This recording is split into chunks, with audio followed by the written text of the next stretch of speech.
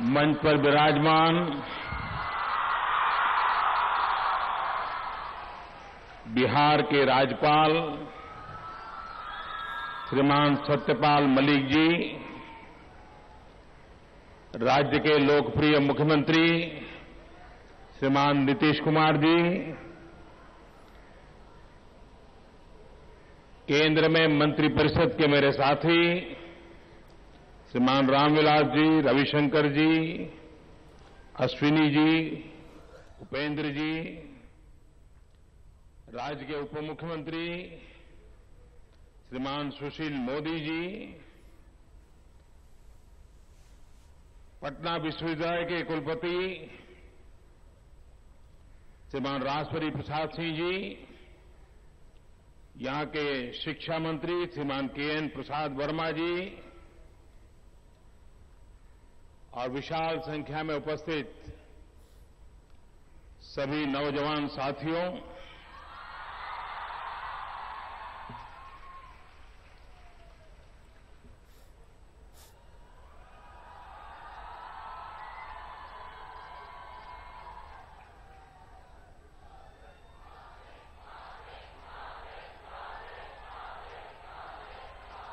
अभी हमारे मुख्यमंत्री जी बता रहे थे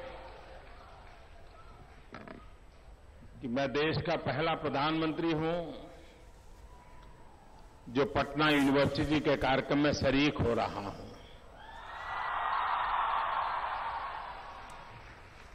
मैं इसे अपना सौभाग्य मानता हूं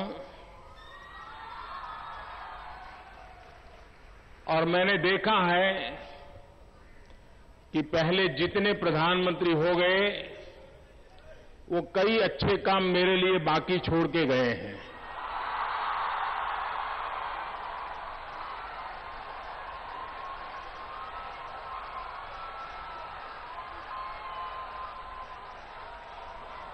और वैसा ही अच्छा काम करने का मुझे आज सौभाग्य मिला है। मैं सबसे पहले इस पवित्र धरती को नमन करता हूं,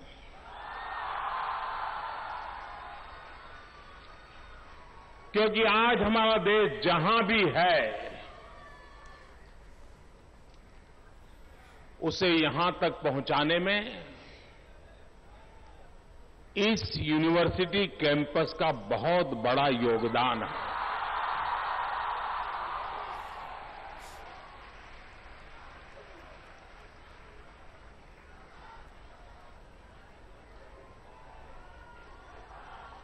चीन में एक कहावत है कि अगर आप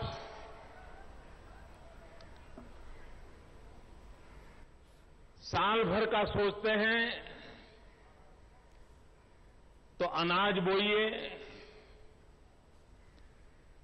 अगर आप 10-20 साल का सोचते हैं तो फलों का वृक्ष बोइए, लेकिन अगर आप पीढ़ियों का सोचते हैं तो आप मनुष्य को बोइए।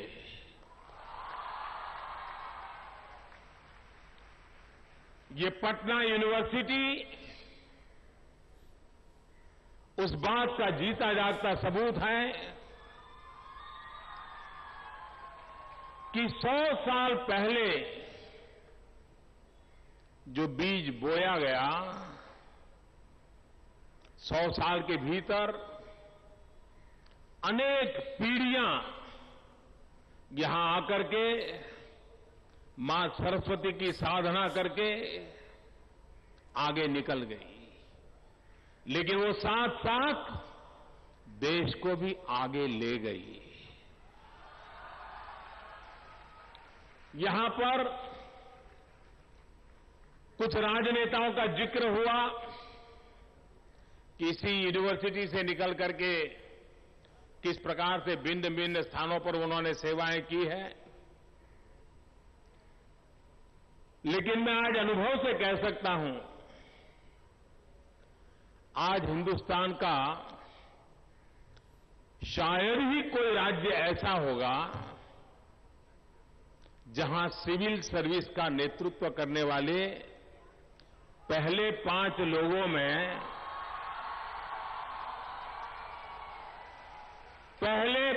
लोगों में बिहार की पटना यूनिवर्सिटी का विद्यार्थी न हो, ये हो नहीं सकता।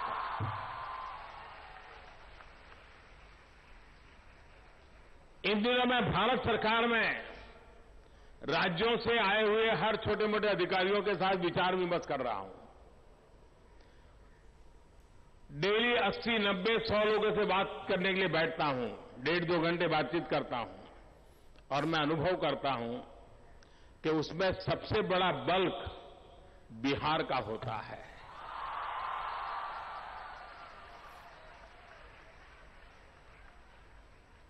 एक प्रकार से बिहार ने सरस्वती की उपासना में अपने आप को खपा दिया है। लेकिन अब वक्त बदल चुका है। अब हमें सरस्वती और लक्ष्मी दोनों को साथ साथ चलाना है। बिहार के पास सरस्वती की कृपा है, बिहार के पास लक्ष्मी की कृपा भी बन सकती है, और इसलिए भारत सरकार की सोच ये सरस्वती और लक्ष्मी का मिलन करते हुए बिहार को नई ऊंचाइयों पर ले जाना है।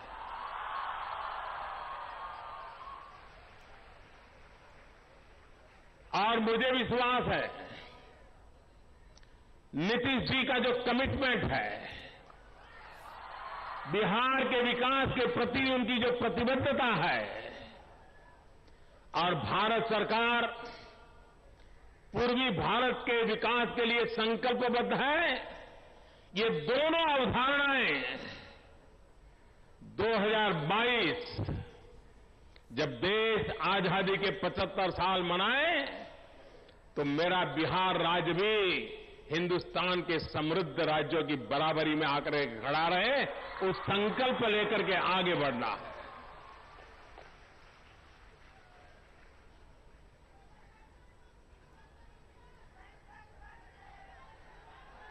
हमारे ये पटना नगरी गंगा जी के तट पर है, और जितनी पुरानी गंगा धारा है, बिहार उतनी ही पुरानी ज्ञान धारा का, विरासत का मालिक है। जितनी पुरानी ज्ञान गंगा की विरासत है आपकी, जैसे जितनी पुरानी गंगा धारा की विरासत आपके पास है। और हिंदुस्तान में जब भी चर्चा आती है, नालंदा विक्रमशिला को कौन भूल सकता है।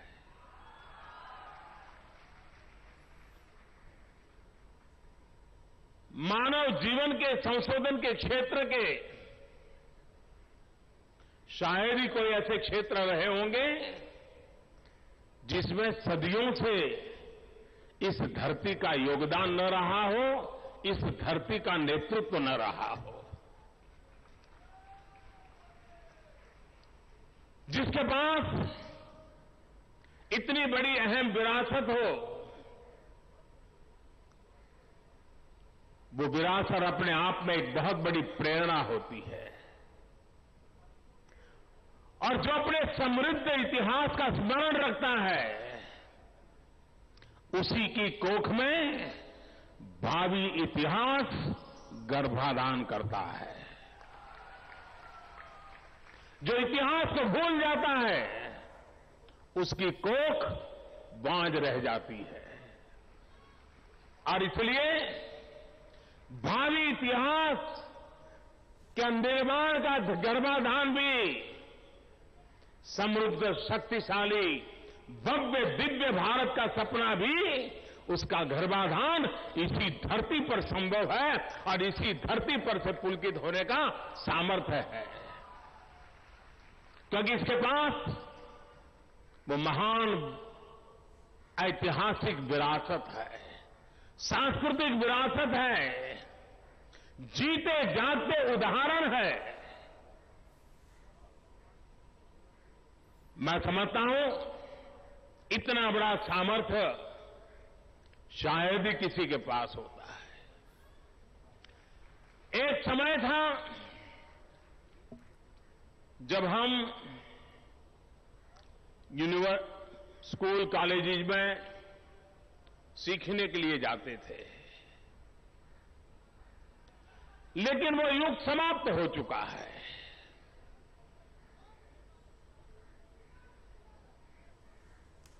आज विश्व जिस तेजी से बदल रहा है, मानव की सोच जिस प्रकार से बदल रही है, सोचने का दायरा जिस प्रकार से बदल रहा है, टेक्नोलॉजिकल इंटरवेंशन जीवन की सोच को, जीवन के व्यवहार को, वे ऑफ लाइफ को आमूलचूल परिवर्तन कर रहा है। तब हमारी यूनिवर्सिटीज भी, यूनिवर्सिटी में आने वाले हर नए विद्यार्थी के लिए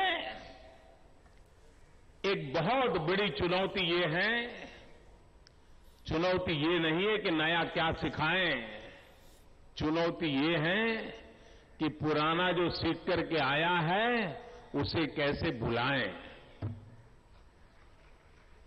अनलर्न करना, डीलर्न करना और बाद में रीलर्न करना, ये आज के युग की बहुत बड़ी आवश्यकता है। फोर्ब्स मैगजीन के मिस्टर फोर्ब्स ने एक बार कहा था, शिक्षा की बड़ी मजेदार परिभाषा उन्होंने की थी। उन्होंने कहा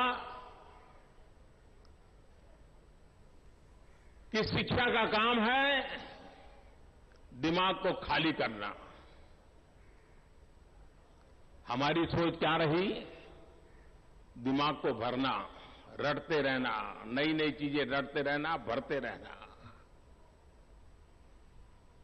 फोर्ब्स का कहना है शिक्षा का उद्देश्य है दिमाग को खाली करना, और आगे कहा दिमाग को खुला करना। अगर सच्चे अर्थ में युगानुकल परिवर्तन लाना है तो हम सबको भी हमारी यूनिवर्सिटीज में दिमाग खाली करने का अभियान चलाना होगा, दिमाग खोलने का अभियान चलाना होगा। जब खुलेगा तो चारों तरफ से नए विचारों का प्रवेश की संभावना बनेगी। जब खाली होगा तो नए भरने के लिए जगह बनेगी। और इसलिए आज की यूनिवर्सिटीज उसे लर्निंग, टीचिंग नहीं, लर्निंग को बल देते हुए आगे चलना है। और समय की मांग है कि हम हमारे शिक्षा संस्थानों को उस दिशा में कैसे ले जाएं। मानव संस्कृति के विकास यात्रा को देखा जाए तो एक बात जिसमें कंसिस्टेंसी है, सातत्य है, और वो है इनोवेशन, नवाचार। हर युग में मानव जात कोई न कोई इनोवेशन करते हुए अपनी लाइफस्टाइल में उसको जोड़ते चले गए हैं। और आज इनोवेशन एक बहुत बड़े कंपटीशन के कालखंड से गुजर रहा है। दुनिया में वही देश प्रगति कर सकते हैं जो देश इनोवेशन को प्राथमिकता देते हैं, संशोधन को प्राथमिकता देते हैं।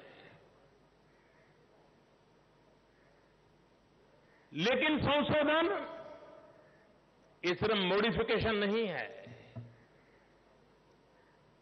वो सिर्फ कॉस्मेटिक चेंज को संशोधन नहीं माना जाता है। विज्ञान के, जीवन के मूलभूत मूल्यों और सिद्धांतों के ऊपर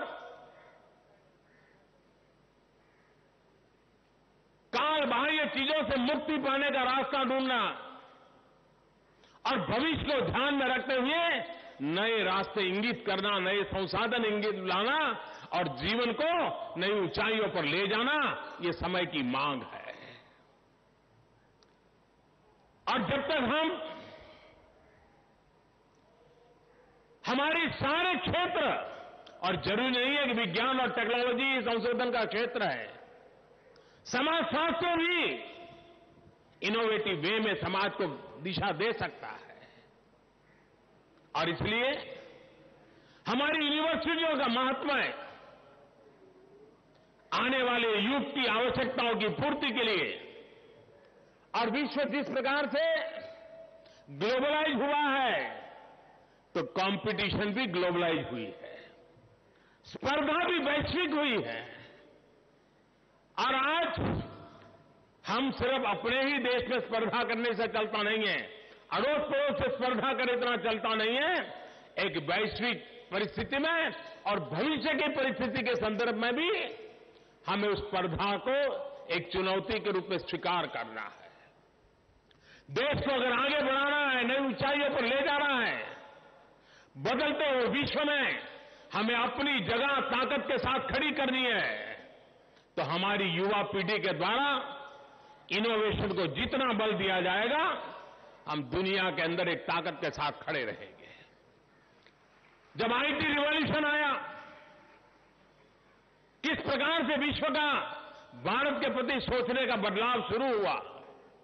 वरना दुनिया हमें हमेशा सांप सपेरों वाला देश मानती थी।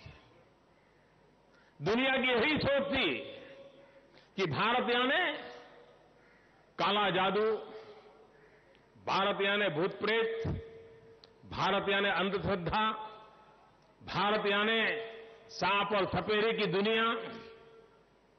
लेकिन जब आईटी रिवॉल्यूशन में जब हमारे देश के 18-20 साल के बच्चे उंगलियों पर दुनिया को एक नई दुनिया दिखाना शुरू कर दिया, तो विश्व चौकन्ना हो गया कि ये क्या चीज लेकर के बच्चे बता रहे हैं। भारत की तरफ देखने का नजरिया बदल गया।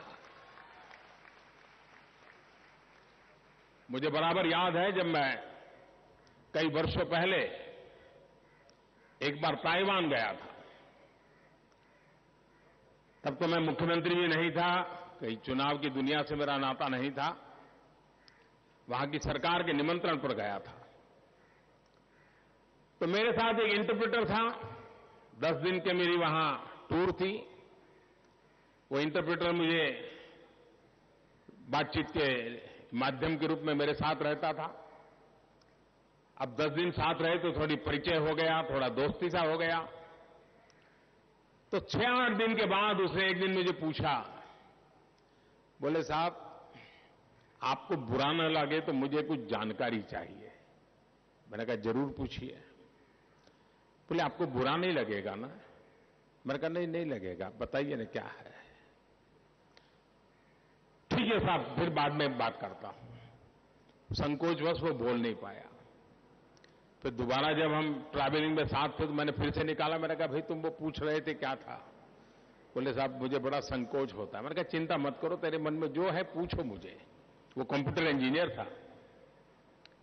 तो उसने कहा साहब यह हिंदुस्तान अभी भी वैसा ही है, सांप सपेरे वाला, जादू टोना वाला। वो मेरी तरफ देखता रहा। फिर मैंने उसको कहा मुझे देख करके क्या लगता है? तो थोड़ा वो संकोच में पड़ गया, थोड़ा शर्मिंदगी महसूस करने लगा। बोले सॉरी सर, मैंने कुछ गलत पूछ लिया। मैंने कहा ऐसा नहीं भाई, तुमने ठीक पूछा है। मैंने कहा तुम्हारे मन में ये जो तुमने जानकारी है, लेकिन अब हमारा थोड़ा पहले जैसा नहीं रहा है, थोड़ा डिवैल्यूएशन हुआ है। बोले वो कैसे? मैंने पहले हमारे जो पूर्वज थे वो सांप से खेला करते थे, हमारी जो नई पीढ़ी है वो माउस से खेला करती है।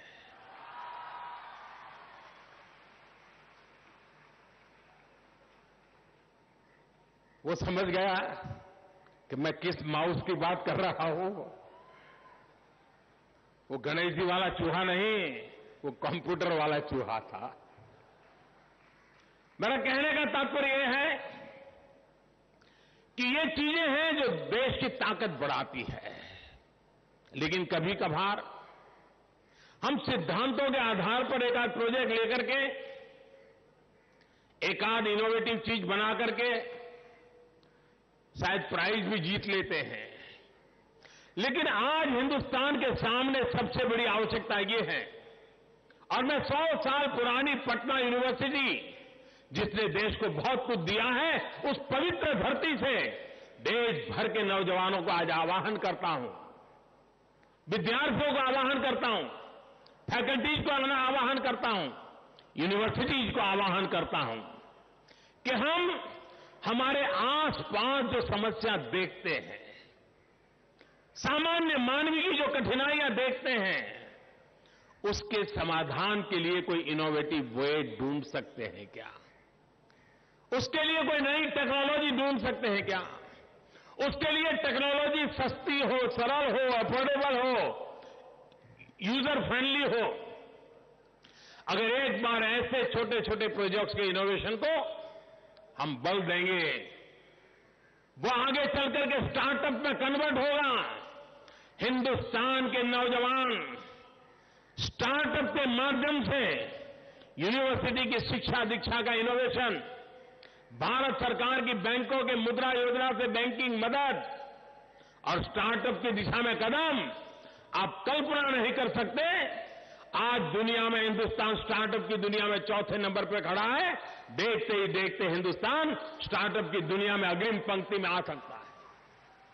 और अगर वो आर्थिक विकास की एक नई दुनिया हिंदुस्तान के हर कोने में, हर युवा के हाथ में स्टार्टअप को लेकर के कुछ करने का इरादा हो, तो कितना बड़ा परिवर्तन और परिणाम मिल सकता है, इसका मैं भली भांति अंदाज कर सकता हूं। और इसलिए देश की यूनिवर्सिटियों को मैं निमंत्रण देता हूं, मैं पटना यूनिवर्सिटी को विशेष रूप से निमंत्रण देता हूं कि आइए इनोवेशन को हम बढ़ावा दें, हम दुनिया से आगे निकलने के लिए अपनी महारत हासिल करें। और भारत के पास टैलेंट की कमी नहीं है जी, और भारत भाग्यवान है कि आज हमारे पास 800 मिलियन, देश की 65% जनसंख्या 35 साल से कम उम्र की है। मेरा हिंदुस्तान जवान है, मेरे हिंदुस्तान के सपने भी जवान है। जिस देश के पास ये ताकत हो, वो दुनिया को क्या नहीं दे सकता है, वो देश अपने सपनों को क्यों पूरा नहीं कर सकता है? मेरा विश्वास है अवश्य कर सकता है। और इसलिए अभी नीतीश जी ने बड़े विस्तार से एक विषय को बड़ा आग्रह से रखा और आपने भी बड़ी ताकत दी उसको, तालियां बजा बजा करके।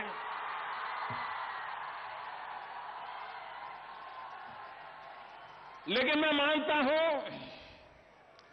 एक केंद्रीय यूनिवर्सिटी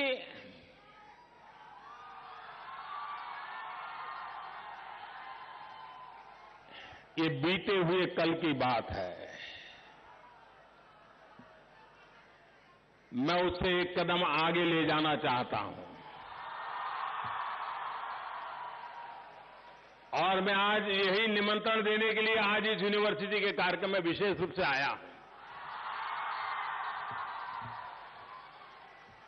हमारे देश में शिक्षा क्षेत्र के रिफॉर्म बहुत मंद गति से चले हैं। हमारे शिक्षाविदों में भी आपसी मतभेद बड़े तीव्र रहे हैं, और रिफॉर्म के हर कदम रिफॉर्म से ज्यादा समस्याओं को उजागर करने के कारण बने हैं। और उसी का परिणाम रहा है कि लंबे अरसे तक हमारे पूरी शिक्षा व्यवस्था में और खास करके उच्च शिक्षा में बदलते हुए विश्व की बराबरी करने के लिए जो इनोवेशन चाहिए, रिफॉर्म चाहिए, सरकारें उसमें कुछ कम पड़ गई हैं। इस सरकार ने कुछ कदम उठाए हैं। कुछ हिम्मत दिखाई है। अभी आप में से जिनको अध्ययन का स्वभाव होगा, आपने देखा होगा, हमारे देश में कई सालों से चर्चा चल रही थी, आईआईएम सरकारी कब्जे में रहे न रहे, स्वतंत्र रहे न रहे, आधा अधूरा स्वतंत्र रहे, सरकार रहे। सरकार में लगता था हम इतना पैसा देते और हमारी कोई बात ही नहीं चलती तो कैसे चलेगा। मैं 1.5-2 साल तक सुनता रहा और आपको जानकर के खुशी होगी और देश के एकेडमिक वर्ल्ड को भी जानकर के खुशी होगी।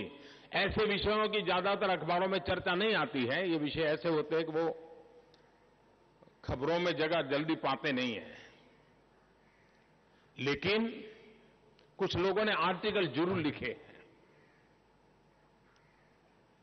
पहली बार देश ने आईआईएम को पूरी तरह सरकारी कब्जे से बाहर निकाल करके प्रोफेशनली उसको ओपन अप कर दिया। ये बहुत बड़ा फैसला किया है। जैसे पटना यूनिवर्सिटी के लिए आईएएस, आईपीएस, आईएफएस ये बाएं हाथ का खेल है, वैसे आईआईएम के लिए, देश भर की आईआईएम इंस्टीट्यूट के लिए विश्व को सीईओ सप्लाई करना वो बाएं हाथ का खेल रहा है।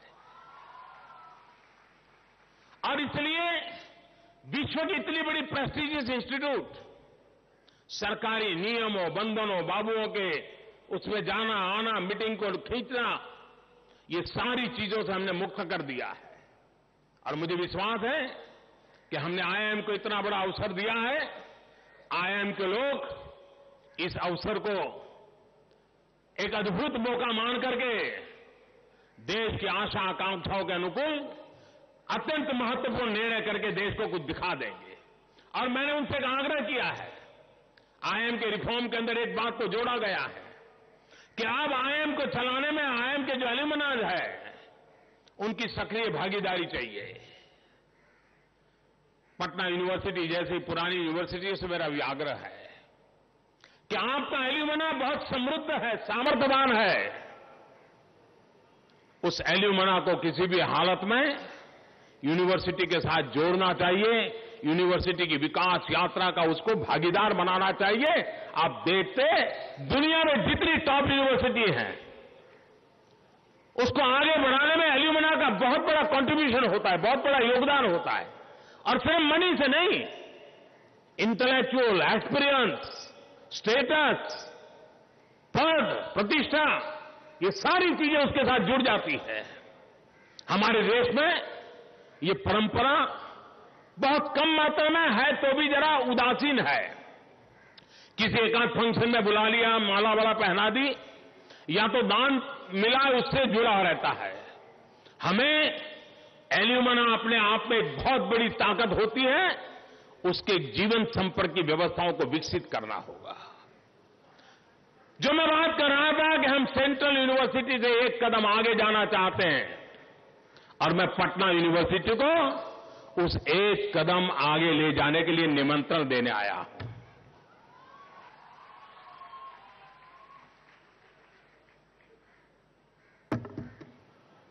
भारत सरकार ने एक सपना देश की यूनिवर्सिटीज के सामने प्रस्तुत किया है। विश्व के 500 टॉप यूनिवर्सिटीज में हिंदुस्तान का कहीं नामो निशान नहीं है।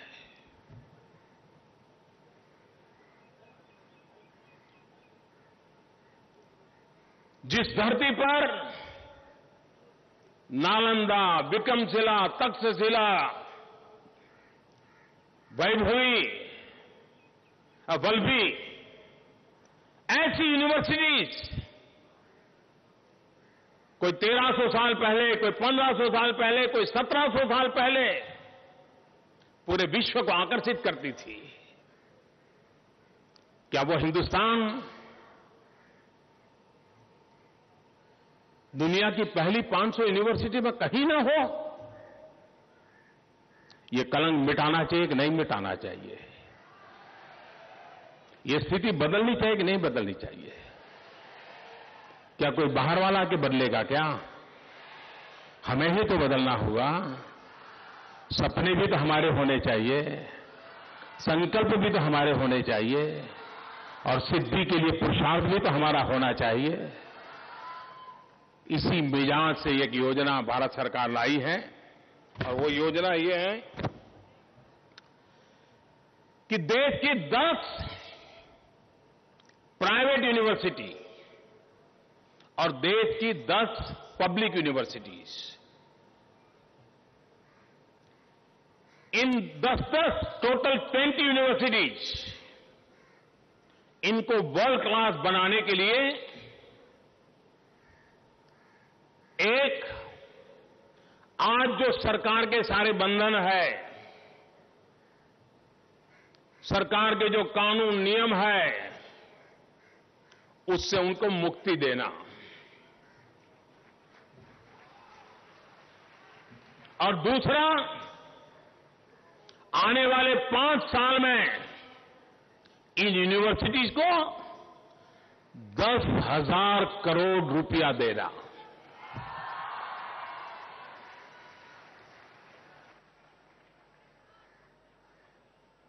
लेकिन ये यूनिवर्सिटी का सिलेक्शन किसी नेता की इच्छा पे नहीं होगा, प्रधानमंत्री की इच्छा पे नहीं होगा, किसी मुख्यमंत्री की चिट्ठी और सिफारिश से नहीं होगा।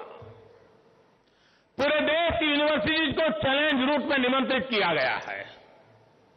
उस चैलेंज रूट में हर किसी को आना होगा, अपने सामर्थ्य को सिद्ध करना होगा, और चैलेंज रूट में जो टॉप 10 प्राइवेट आएगी और टॉप 10 पब्लिक आएगी, उनका एक थर्ड पार्टी प्रोफेशनल एजेंसी के द्वारा चैलेंज रूट में सिलेक्शन होगा। और उस चैलेंज रूट में राज्य सरकारों की भी जिम्मेवारी होगी, जिस नगर में यूनिवर्सिटी होगी उनकी जिम्मेवारी होगी, जो लोग यूनिवर्सिटी चलाते होंगे उनकी जिम्मेवारी होगी। उनके इतिहास को देखा जाएगा, उनके परफॉर्मेंस को देखा जाएगा, वैश्विक स्तर पर आवश्यक बदलाव का उनका रोड मैप देखा जाएगा, और ये जो यूनिवर्सिटी टॉप 10 आएगी 20 टोटल, उनको सरकार के नियमों बंधनों से मुक्त करके एक स्वतंत्रता दी जाएगी। उनको जिस दिशा में जैसे आगे बढ़ना है बढ़ने के लिए अवसर दिया जाएगा, और इस काम के लिए 5 साल के भीतर भीतर इन यूनिवर्सिटीज को 10,000 करोड़ रुपए, 10,000 करोड़ रुपया दिया जाएगा। ये सेंट्रल यूनिवर्सिटी से कई गुना आगे है, बहुत बड़ा फैसला है, और पटना यूनिवर्सिटी इसमें पीछे नहीं रहनी चाहिए। ये निमंत्रण देने के लिए मैं आपके पास आया, और मैं आपसे आग्रह करता हूं कि पटना यूनिवर्सिटी आगे आए, उसकी फैकल्टीज आगे आए, और इस महत्वपूर्ण योजना और पटना यूनिवर्सिटी हिंदुस्तान के आन बान शान, जो पटना की ताकत है, वो विश्व के अंदर भी पटना यूनिवर्सिटी की ताकत बने, उसको आगे लेकर के चलने की दिशा में आप मेरे साथ चलिए। इसी एक सद्भावना के साथ मेरी तरफ से आपको बहुत बहुत शुभकामनाएं। इस शताब्दी समारोह में आपने जितने संकल्प किए हैं उन सभी संकल्प को आप परिपूर्ण करें। इसी एक भावना के साथ मेरी तरफ से आप सबका बहुत बहुत धन्यवाद।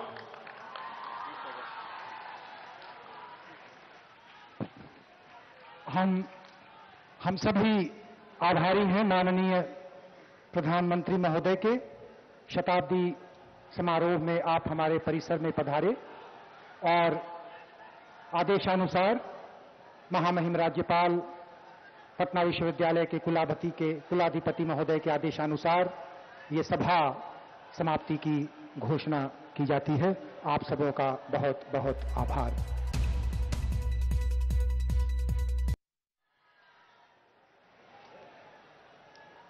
परिसर में आप सभी माननीय अतिथिगण